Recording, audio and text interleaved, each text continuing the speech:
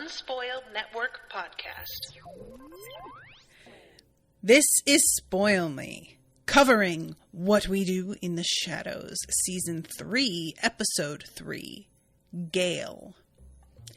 In this episode, we meet Nandor's on-again, off-again, old and new flame, and she is just really not here for the commitment part of things that he is so apparently eager for.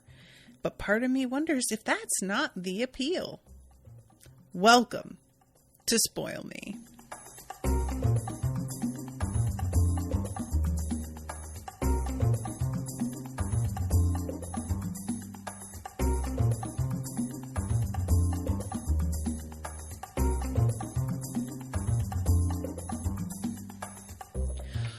Welcome to the show, everyone. I am Natasha. Thank you very much to Max for commissioning this episode. Thank you for your patience also, Max, as I had to start late today. So this episode, when I saw the name Gail, I immediately was like, this is an X, because that always tends to be, if an episode is just named a single name, that's usually what I have run across. It's like, this is a person that somebody has history with, and it's going to be, drama. And that could be platonic drama. It might not be, but it just gave me the vibe of like seeing the name Tammy on Parks and Rec. For those of you who are familiar, Ron has 3 ex-wives. All of their names are Tammy. And it is just as delightful as you would expect to watch that unfold. But Gail is a really different beast. And I mean that in so many ways. The thing about this initially, I had like a couple of moments of, wait, what? Because we get introduced to the concept of Gail by everybody wondering why Nandor is acting so weird. He keeps sneaking off and just being very cagey, doesn't want to tell anybody where he's going. Of course, Laszlo assumes Nandor's going to some place to jerk off, one of those like porn places, but he calls it like penny porno. And I have to assume that those were real places, but I can never stop laughing when I think about the ways in which porn has evolved over the centuries, because honestly, it is a wild thing. And we see this sort of photo of, and it looks like it's an actual photo, like historic photo. I don't know anything about it. I have not researched it, but there's these guys that are sitting in spots. It sort of reminds me of like an arcade where there's a machine sort of around and to the side of them that I guess you would like put pennies in, and there would be a film inside that you would scroll through, like a, one of those things that, you would, in the 80s, they were a very popular gift for kids, and they would have images on them. And I remember I had one that had like the Snow White and Seven Dwarfs drawings, like animation. Still, of course, it was not like moving pictures, but I assume that with this, it's also still, unless you move them really quickly and maybe then it looks like it's moving. And, if you told me this was real, I would just assume it was true. Because I guess, like what else are you going to do?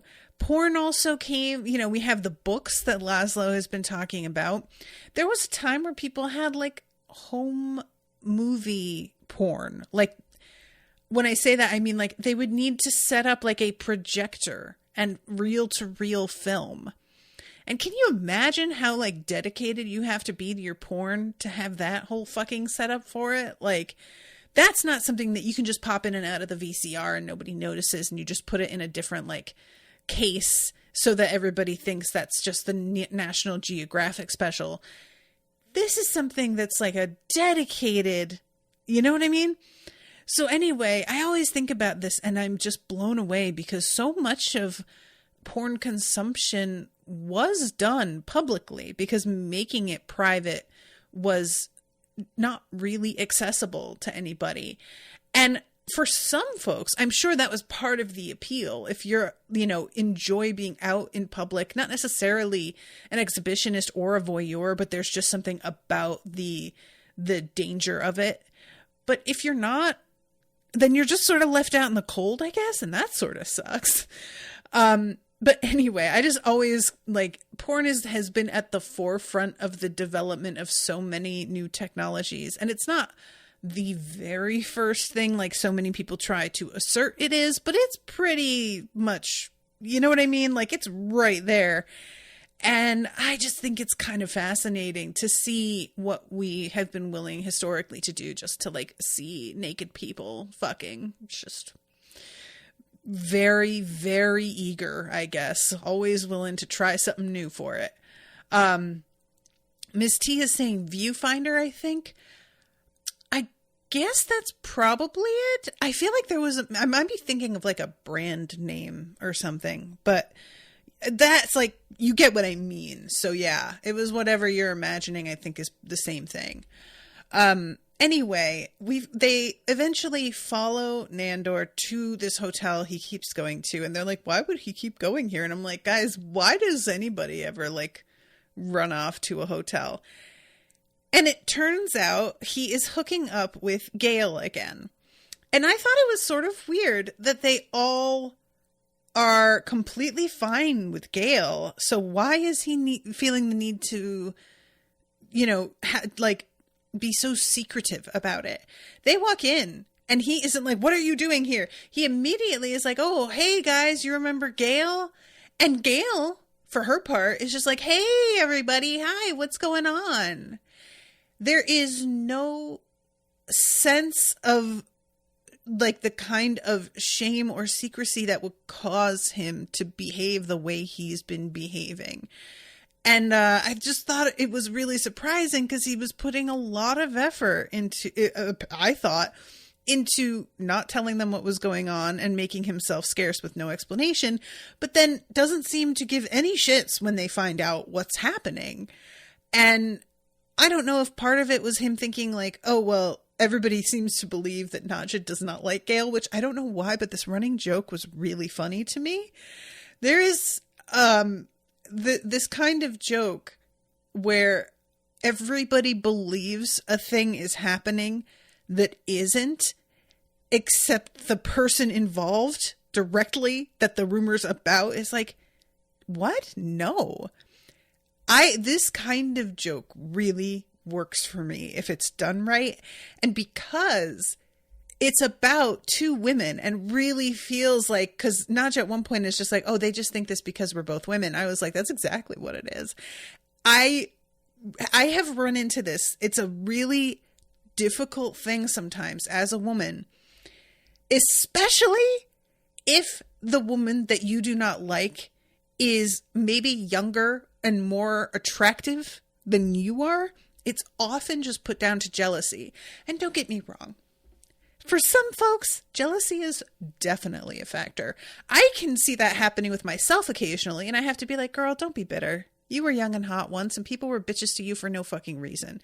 Don't do that. So I can have that self-awareness and reel it in sometimes, because I'll just start to be like, ugh. But sometimes people who are younger and more attractive also just suck and deserve to be disliked. It's fine. And I really enjoy how everything Nadja does to try and combat that she repeatedly assert I like her, actually, it just all sort of works out in such a way that it doesn't look to be true, and I really do think that it's kind of nice to see, because we see that Nandor has been involved with Gail for years. And by years, I mean decades. So we see her when she was really young, but the Gail that he is currently hooking up with looks to be she's in her maybe late 50s, I would say. She is played, by the way, by the actress who plays Tony Soprano's sister. And I can't remember her name in the show, but she is one of the most, for me and my viewing of The Sopranos, I hated her character more than almost any other character I have ever seen on television. She was written in such a great, specific way, and she was fucking hateful. Oh my God. And she played her in such a way that it really hit the nails in that coffin extra hard and made you just fucking despise this woman. And I loved it. Like, there was something about how unusual she was as a female character to be. She was just a kind of a slacker, like sponge mooch character that often is given to men, like that sort of vibe of I'm an overgrown child and everybody else has to take care of me. That's usually a role played by men. And to see it given to a woman and to see the different ways they decided to handle it. Janice, that was her name. That was a character's name. And of course, the fact that she was hooking up with Ralphie, who's like one of the worst people in the show, it was so perfect. So I saw her and I was like, why is she so familiar? She looks like Janice. But when she was playing Janice, she was a lot heavier. And of course, she was younger. So I was sort of like, is that her? And go to find out. Indeed it was. Martin says, I like how this episode mocks the dumb stereotype of multiple female characters having to hate each other, where instead here, Nadja and Gail regard each other with indifference more often than not, in my opinion. Yeah, it seems like Nadja is just much more protective of Nandor. And I say that and it sounds like it's just Nadja being a good friend.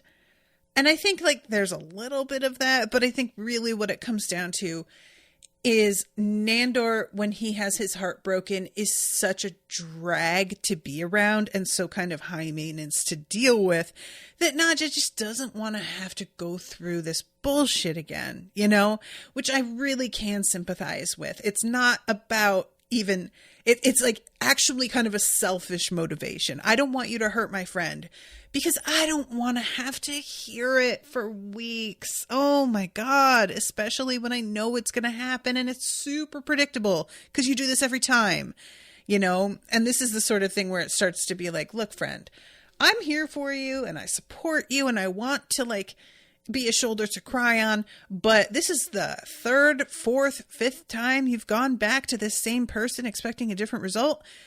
I'm tapping out. It's time for you to go get a therapist and leave me out of it because I am not interested. There comes a point where your pain is a choice and that's on you. But Nandor, I think there's this whole thing with him wanting to turn her into a vampire. And Nadja is saying like, I keep watching him get his hopes up that she's going to let him turn her. And then she says no. And just sort of toys with him is the way Nadja says it, which I think is an interesting, I think she's probably right, you know, based on what we see. And that she keeps turning it down and Nandor keeps kind of going back to it, thinking this time she'll say yes.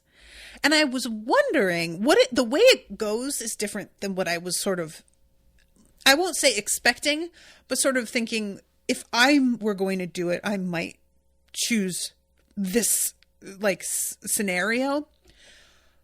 I could see being in your 20s and even your 30s and being like, no, I don't want to be a vampire. And then you start to get much older and be like, actually, maybe that's not such a bad plan. Maybe a vampire is a good deal now that I think about it. Now that I'm really feeling the results of aging and my mortality is coming into sharper focus, maybe that's an appealing prospect after all. They don't really get too specific in this show about the significance of the sire in the lore of the way vampires work here, because this is something that comes up in certain properties, and the one I'm covering right now, Sookie Stackhouse, that story has a real, and I am going to go ahead with spoilers here a little bit because Miles does not listen to this, but the sires in that series can exert a kind of control over their, quote, children, their vampire children. Anyone they turn has a sort of connection to their sire that sire can exploit and use to compel them to do things, even if they do not want to. And there's an emotional component as well, where it won't necessarily be purposefully exploited, but if one of or the other of them is feeling something really strongly, anybody from that same sire will also feel it. So if you were created by the same person as some dude named Nandor, and Nandor is super upset about something, you, no matter how far away you are going to sense his upset and maybe suddenly get overwhelmed with a feeling like something is wrong for no apparent reason, simply because of the bloodline connection there.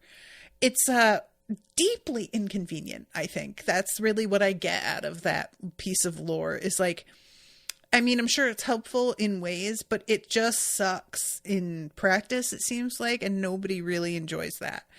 But here, I wondered if it were possible for her to be turned by Nandor and then just still bail on him. I wasn't really sure if that was something that, because like we had the girl that was turned by Nadja in the first season, and she hasn't been seen again. And it seems fine, you know, but Nadja has also not seemed particularly interested in like calling her back, wanting to involve that girl in her life. And I was wondering if Nandor did turn this woman and then wanted her to stay. Could he make her? I wasn't, you know, and it doesn't look like they're doing that at all. The way they do it instead is to have her be accidentally killed by something Nadja did, which is hysterical. And I really did not see this coming at all.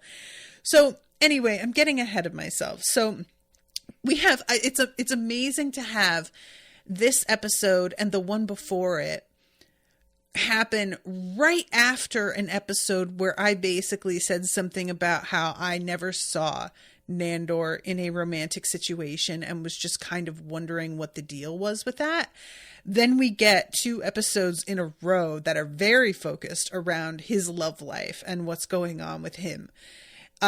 So now I know a little bit more than I would even like to know. And I really do enjoy, we get our first like kind of, what do they call it when a reality show has somebody, I guess the confessional booth is what they say when somebody's speaking directly to the camera and it's like private. And they're talking to Gail and she says, Nandor is an acquired taste. He's sort of like sardines. And it's like, you have some for the first time and you're like, oh, these are so good. And then you just eat a ton of sardines for like weeks. And all of a sudden you reach a point where you're like, why? Oh my God, I think I'm sick of sardines. And you don't eat them again for like 10 years. And then all of a sudden one day you're like, why don't I eat sardines anymore? I'll tell you what, if that isn't such a great description of the relationship that I have with certain foods, I was cracking up. I definitely do this. It's the same thing. I think a lot of folks who have sort of obsessive personality traits will do this with music as well, or a TV show. We will listen to the same song over and over until we never want to hear it again. We will watch the same TV show over and over again. And then we just like forget the show exists low key for, 5 or 6 years until we remember, oh yeah, that used to like really comfort me and I liked it. Why haven't I watched it in a really long time? So the description she gives here of Nandor and the way she approaches him as like a partner, honestly, I kind of got it. I was like, oh, okay. I do see how that would work too, especially because Nandor is a lot. He is very dramatic. There is something about him that's almost like childlike. I do appreciate at one point he says like hasn't been lucky in love and he did have all those wives, but most of them hated him. And I was like, that tracks. But she the vibe that she's got with him is definitely, I'm just here to play. And he doesn't get this at all. He really thinks that what they've got going on is love and that he wants to propose to her. So he has this promise ring that he like took off of a dead body, which for some reason Nadja is like, you desecrated a corpse. And I'm like, since when has that been a problem? Like, I didn't know that the vampires had rules about stealing from their victims. But that, if so, that's unusual, because a lot of the lore of different properties I have read or watched is, oh yeah, no, I definitely steal from my victims. Like, that's a big part of it, actually. If I don't take their property off of them physically, I will find a way to compel them to give me bank account numbers or stock tips or whatever, you know? But anyway, what I think is genuinely fascinating is Guillermo's reaction to Nandor announcing that he is planning to propose to her. So in the last episode, the Cloak of Replication, he is talking about Nandor. He is Nandor talking about himself, Guillermo, in the third person to that girl, Meg. And Meg says that it seems like he has really strong feelings for Nandor and that for Guillermo. I'm getting this all twisted around, but you guys remember what I'm talking about. And that he should tell him. And Guillermo seems genuinely like confused and kind of upset by what she's saying. And I, as a viewer, I even said at the time, it never even occurred to me that the feelings Guillermo has for Nandor are romantic. And it's so stupid of me that it never occurred to me. But it's always just seemed so much like hero worship, not like there was anything sexual to it in any way. And that may be, there are people who are asexual and it's like they romantically care about their partners, but they don't really have sexual interest. So it could be that as well. But I just never even considered that. And this episode, seeing how Guillermo keeps reacting to the suggestion that Nandor is going to have a permanent relationship with this woman, he is not about it. And he is extremely obvious and like low-key catty about it in a way that I sort of found refreshing, to be honest, because Guillermo often is so guarded in how much he's like real straightforward and genuine with the camera about how he feels about certain things. And he is smirking and purposely sort of sabotaging things in a way that is just sort of like, no, you know what? I don't care. Anybody watching this will know I'm full of shit, and that's fine. It's fine. And a part of me was sort of like, all right, Guillermo, like, I'm here for this a little bit, actually. So this whole thing that Nandor is liking about her is the sex, because that's really, it seems like, all they do when they get together. There is not a mind-to-mind connection. Nandor fucks his brains out and then thinks he's in love with her. And this is part of what makes me feel like he is very childlike. I'll tell you what, guys. When I was younger and I was like dating, I say dating with like kind of an asterisk, because really it was just like walking around fucking. And if a guy caught my interest for longer, then okay. But I wasn't really like focusing on that too much. It was extremely easy to get dudes to think they were in love with you. And a big part of that had to do with them getting the kind of sex they were after. And it was just the sort of thing that if you were a certain type, if you like looked a way that appealed to them and you were down to fuck a lot and were good at it, men talk about how they can have one night stands without getting attached. But I will assert that actually a lot of times sex causes men to get attached a lot faster than any of them are willing to acknowledge. And I don't know what that is exactly about, but I have had a number of dudes that I was not like intellectually connecting with at all, personality wise, not interested in. We had good sex, and these dudes seemed to really think that meant something.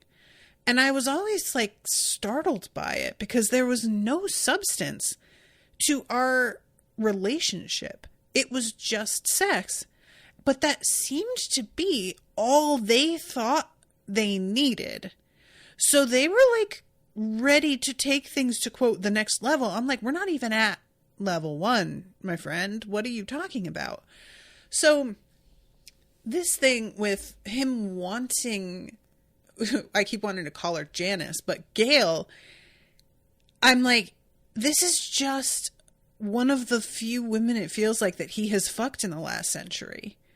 And if he got into a physical relationship with another woman, I think he would transfer all of this energy onto her with no problem. I don't think it's about Gail really at all.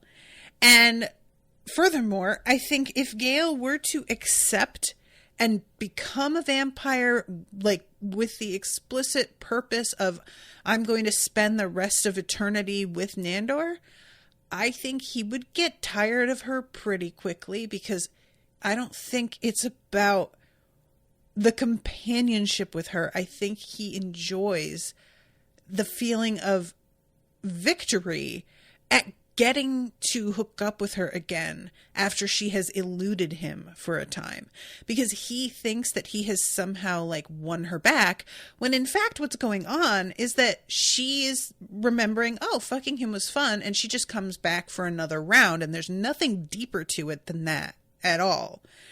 But he looks at it as if he has somehow like made a conquest, you know?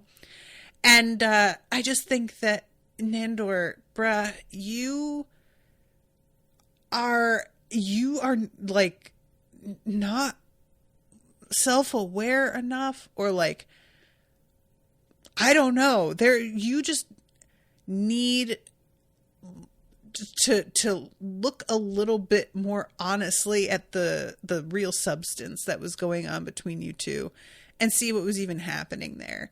I love at one point he's dancing and Nadja comes in and he hasn't got any pants on. He's just Donald Ducking it with just a t-shirt on and boots. I think he's wearing like cowboy boots. And he tells Nadja that they're dancing between bouts of cunnilingus. So the vibe there is just that she comes around for him to go down on her, and probably she gets more gratification than he does. And not necessarily that he's not enjoying himself, but it definitely feels like this is not necessarily a hugely reciprocal relationship. It feels like she is telling him what to do and getting what she wants out of it. And what he wants, it comes very much in second place. Again, not saying that he isn't enjoying himself, but you know what I'm saying? And, you know, if that works for both of them, then fine. But there are times where getting what we think we want doesn't work out super well. And being very vague about what you want in general is smarter than getting attached to a specific outcome, because then that outcome is what you specifically get. And you're like, oh, actually, this isn't the deal that I wanted. But anyway, so Nandor goes to get his like little engagement ring, the promise ring he stole from Guillermo, who has it in his pocket and is trying to keep it from Nandor, like in the hopes that Nandor is just going to forget about this, which, bruh, that's not going to work. And while he is getting it, Nadja is talking to Gail, who is saying that she has to take off because it's Thursday night and she has to go watch Grey's Anatomy. Nadja's trying to get her to stay because it's obvious that there's going to be a whole thing with Nandor if he doesn't get to talk to her and propose. And she says something about how it's Saturday, you know that, right? And there is something about the fact that Gail just straight up doesn't know what day of the week it is that feels very on character for me. Like this, she just feels like a woman who doesn't have a lot of connection to the facts of the world around her in the way that people who are very responsible need to be in touch with. Like, if you are somebody who has a job, has a schedule, has children who have their own schedule, you're going to be pretty aware of what day of the week it is, what day of the month it is, what the weather is maybe going to be like today, depending on what you do. But the fact that she doesn't know that feels like that seems right. This is a lady who is just doesn't really need to know, you know? I don't get the impression that she's somebody who has held down a job for any prolonged period. And maybe she has, and I'll be proven wrong, but that's just the energy I get from her. And when Nadja says, you know, that it's Saturday, she reacts really weirdly. And I was sort of like, I didn't even have enough time to wonder what's that about and like come up with a theory. But she grabs all of her stuff and she's suddenly in like a real rush.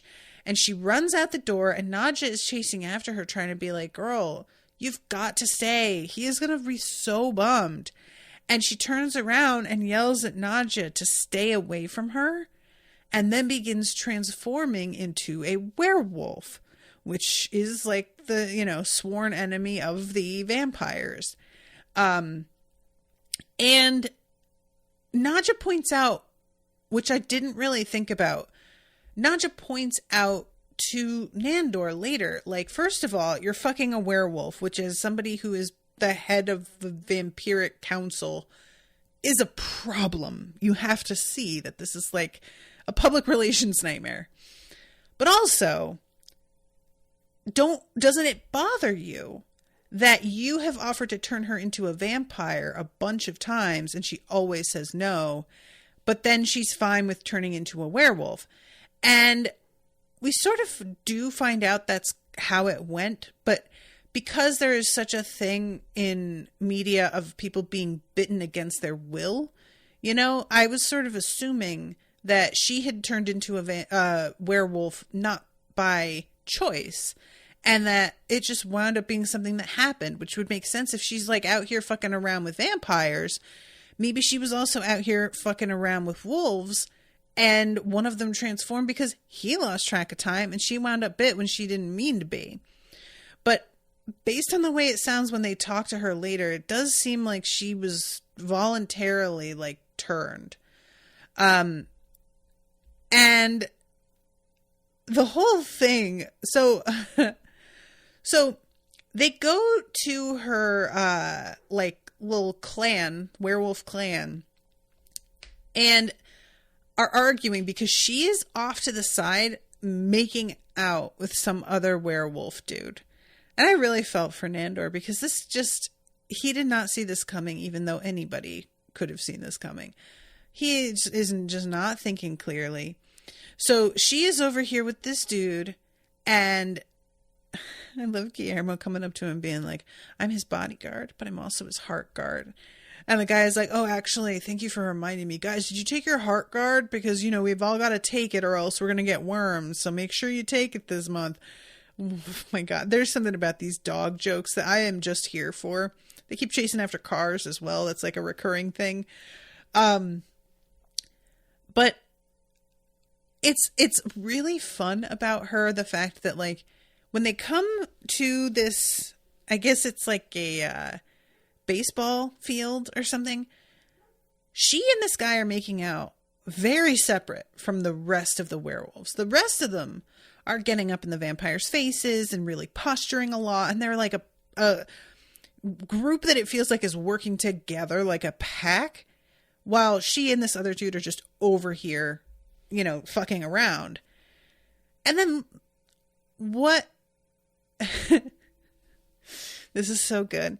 Guillermo proposes that they settle things using Twilight rules. And what I thought he meant was we'll just have you each say what you're capable of, and I'll decide if it works or not to like beat the other, like the fucking final book where it's just all one giant hypothetical scene and we come back to reality and none of that has happened.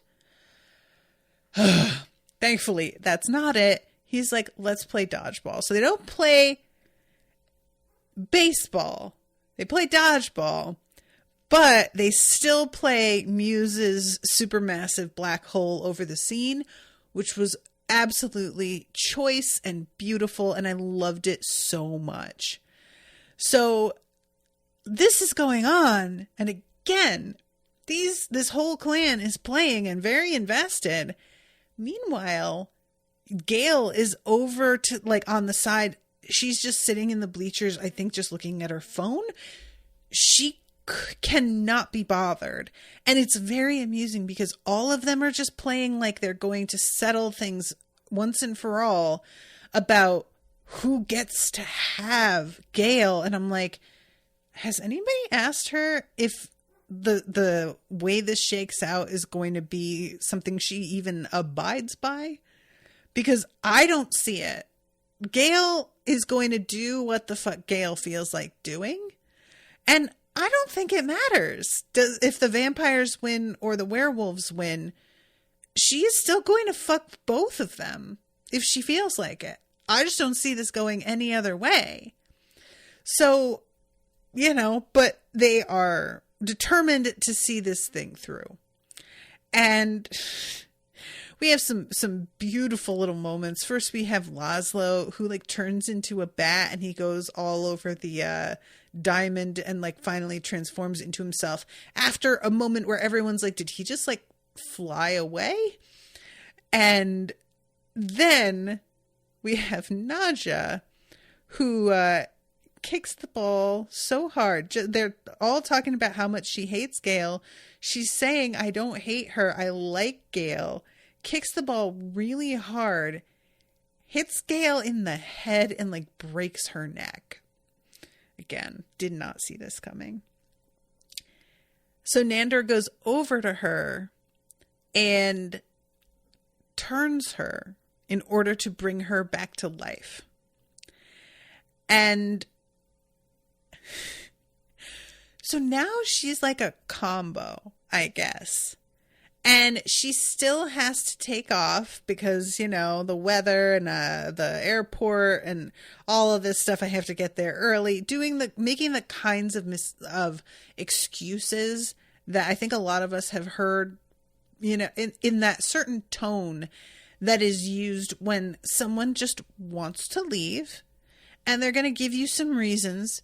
And the etiquette is for you to not really question very closely and not to like try and convince them to stay, because these aren't necessarily super compelling reasons. It's just an overall like, I'm bowing out.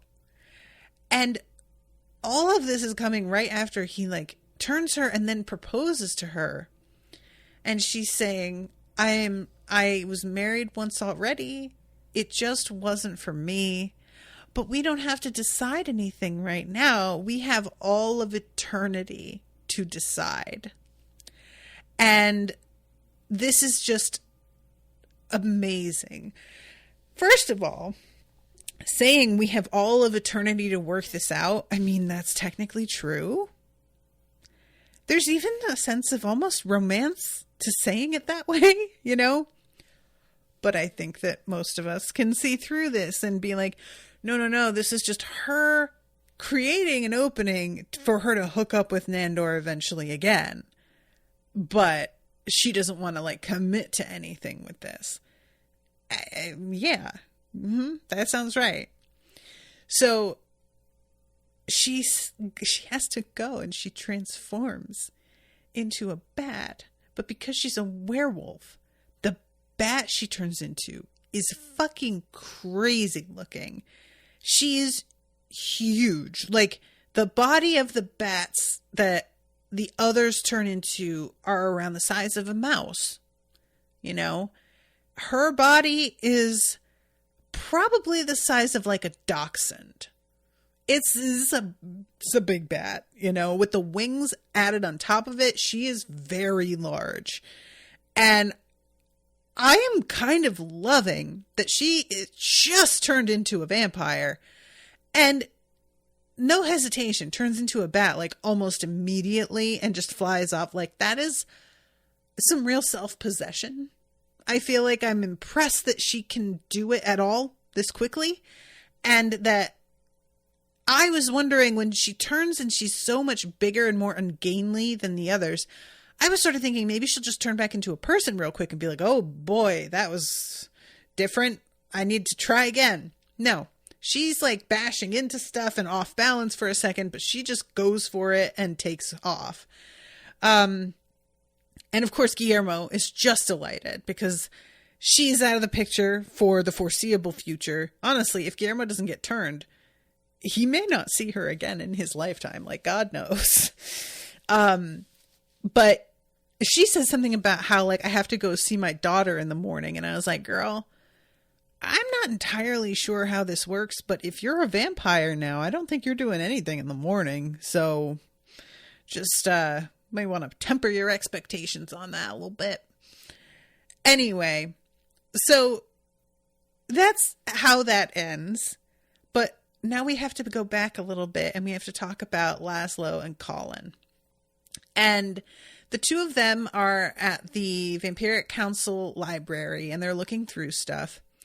And Colin is still unsuccessfully trying to find some information about the history of energy vampires. I am growing more and more curious where they're going with this, because it seems very clear they're setting something specific up. I do not know at all what to expect. Whatever it is, it's going to be some kind of punchline, but I don't know what that even looks like. So I'm looking forward to finding out more information about this. But Colin is like talking to Laszlo a little bit more. And then when we have the like confessional booth thing, he says like, I know that Nadja has been really taken up with the Vampiric Council duties. So I'm taking pity on Laszlo and spending a little time with him and trying to keep him from being lonely. Then we go to Laszlo, who is telling the camera that he feels bad for Colin and that he doesn't really like him, but because he has been sort of left out of things lately, he is going to take pity on Colin and hang out with him a little bit. And this makes some sense to me that each of them would think they were doing the other a favor. This tracks. So Laszlo, it's so dumb. He is in this library just chatting with Colin Robinson, and he sees this book, and it's titled something like Derek the Dong's Adventures in Bonerland, something like this. Which Laszlo is like, this didn't come out in hardback, which means this is a fake. I love that he knows that. And he pulls the book forward, and it is indeed a lever that opens up a secret area that has Laszlo's impounded jalopy behind the doors. Because of the secrecy with which they have hidden this thing, was truly expecting it to be a lot more of an issue that Laszlo finds it at all. Never mind that he decides he's just going to take it back. It doesn't wind up being much of an issue at all, actually. That's not the problem. So, him and Colin they decide that they're going to go on a little road trip together. And I'm looking at the room it's in and like, bruh, I don't see a way to get out of here. Like, how are you leaving? I don't even really see a door. And they are talking over like the possibilities, and he has Colin get out and sort of, gesture to back up and give him signals.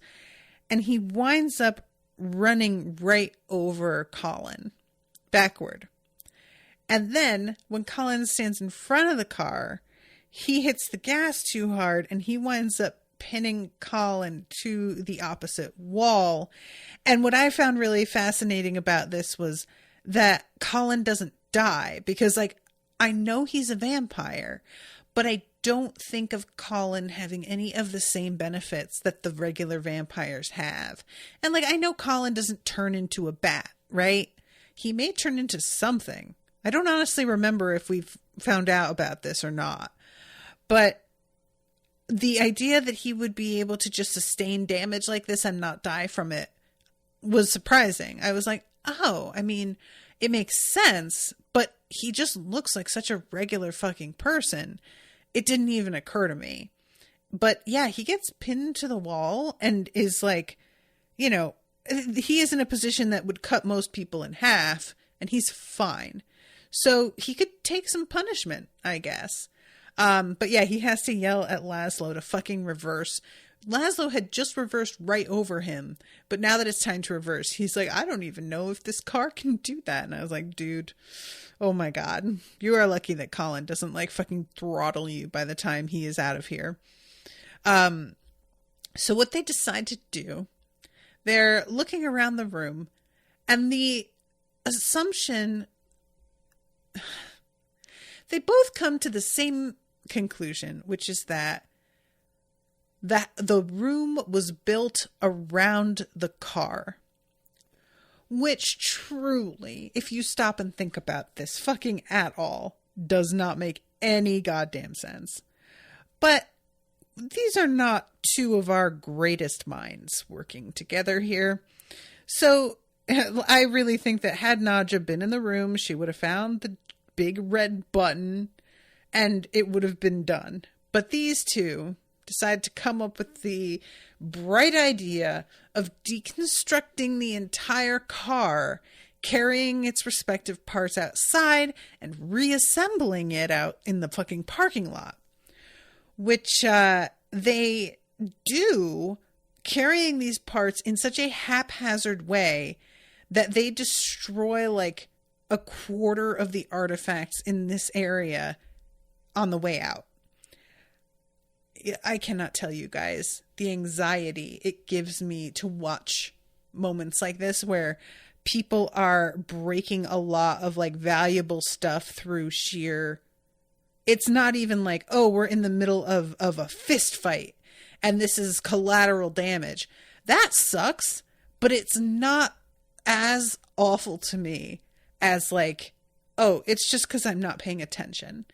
It's just sheer negligence and cluelessness and incompetence. I can't take that. If you're in the middle of a fist fight and your fist just happens to go through Van Gogh's Starry Night, all right, well, probably in the context of whatever I'm watching, this is a fight to the death, and there are high stakes, and it is an acceptable loss. But these two are just trying to reassemble a car, and they have only very recently been given the keys to the kingdom here in the first place.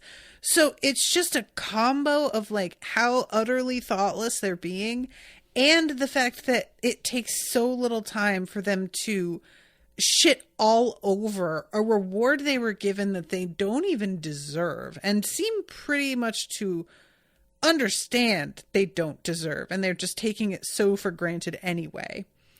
So I had forgotten too that when Laszlo is explaining why it was impounded, he says something about how it was punishment for taking minors over the border. And then we see a photo of actual minors. Y'all, that kind of minor joke is never not funny. It's just not ever not funny. I have come across this type of joke a lot of places, and even when I see it coming, it still makes me giggle. And what I enjoyed a lot about the way it's done here is that when he says bringing minors over the border, it's a completely visual joke. They show us the photo of the minors, but Laszlo never says in the dialogue, yeah, the chaps needed to get to a new mine. There was nothing to indicate in his version of the story what the punchline even is. So if you're not looking at the screen and you're just listening to him, you'd be like, wait, what did you do, Laszlo? But anyway, so they assemble this fucking thing outside, and it is done incorrectly. It is very bad. At one point, he asks Colin to fuel it up, and Colin just seems to pour the gasoline at random all over the engine. And then they light it up. And by light it up, I mean like he turns the combustion engine on. It creates this like minor explosion. And then Colin is running all over the place with his arms flapping because he is on fire,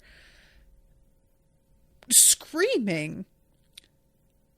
And then suddenly stops and he's like, no, it's fine. It's fine. And he's like still on fire as he is saying very calmly that he is fine. So again, I had a moment of like, oh, okay, so fire can hurt him. And then come to find out pretty quickly, oh, no, not that either.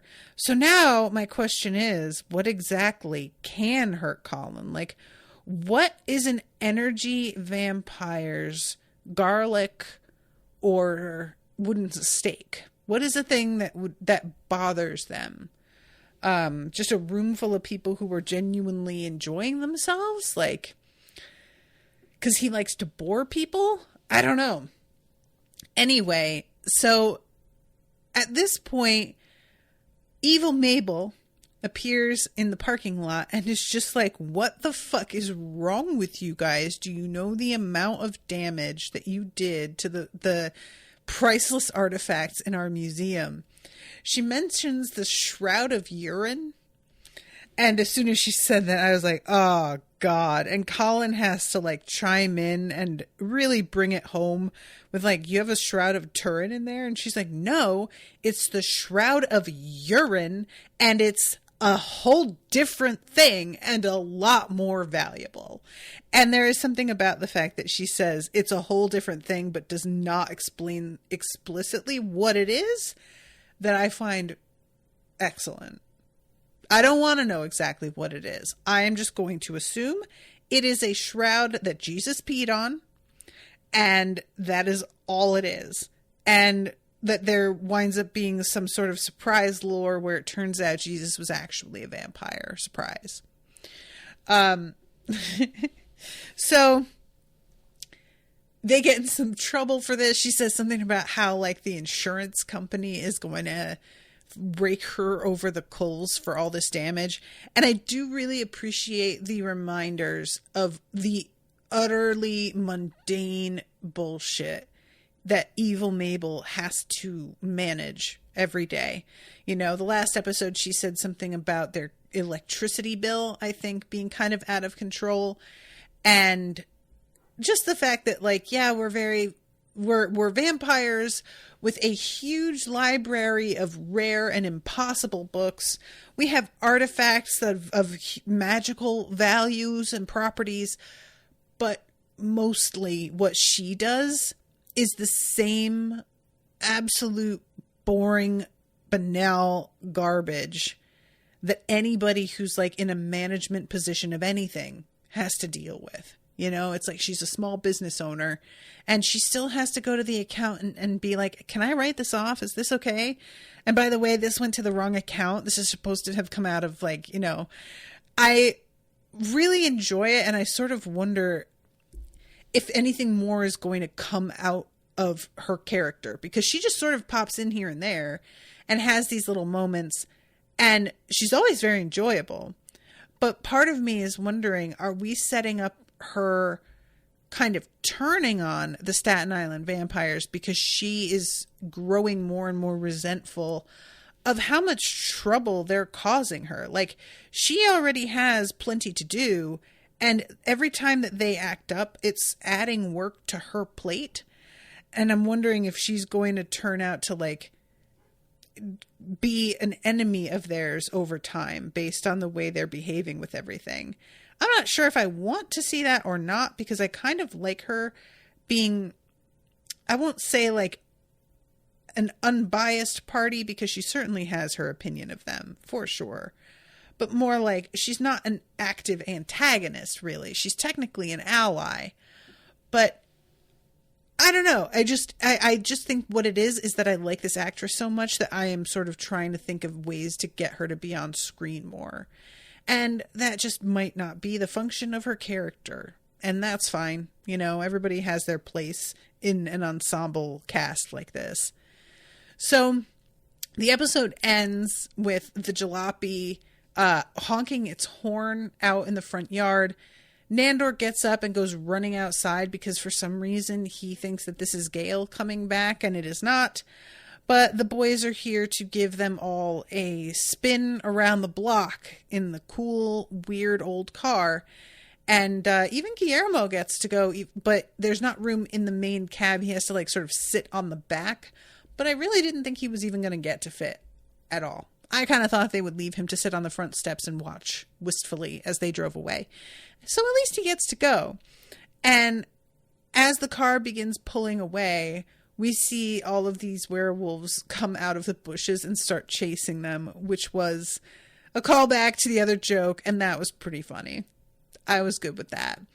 I also thought it was interesting that the werewolves that we meet this time, and I assume this is just because it's another clan, none of them were like particularly familiar to me, but Nandor still apologizes for the thing on the roof where he made one of the dogs, you hear me? But, you know, basically, jump off the edge. And it turns out in the end that he was fine, but it certainly like put him out of the running for the remainder of the little one-on-one that they were trying to do.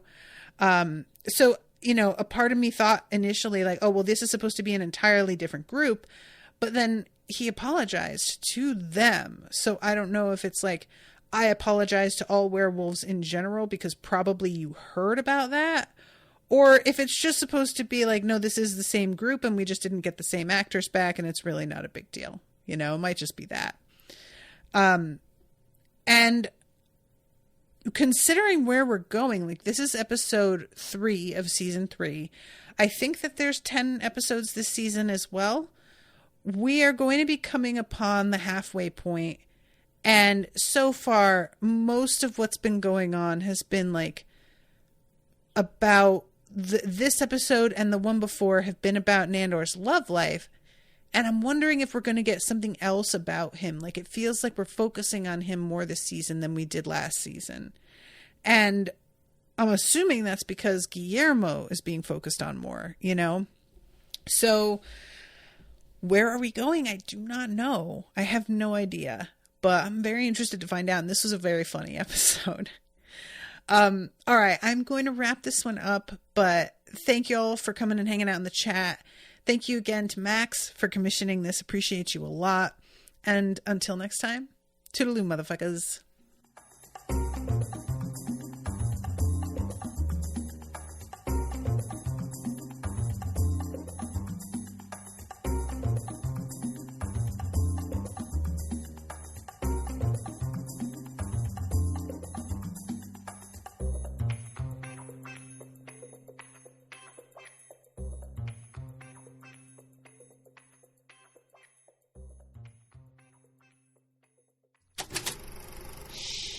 That was an Unspoiled Network podcast.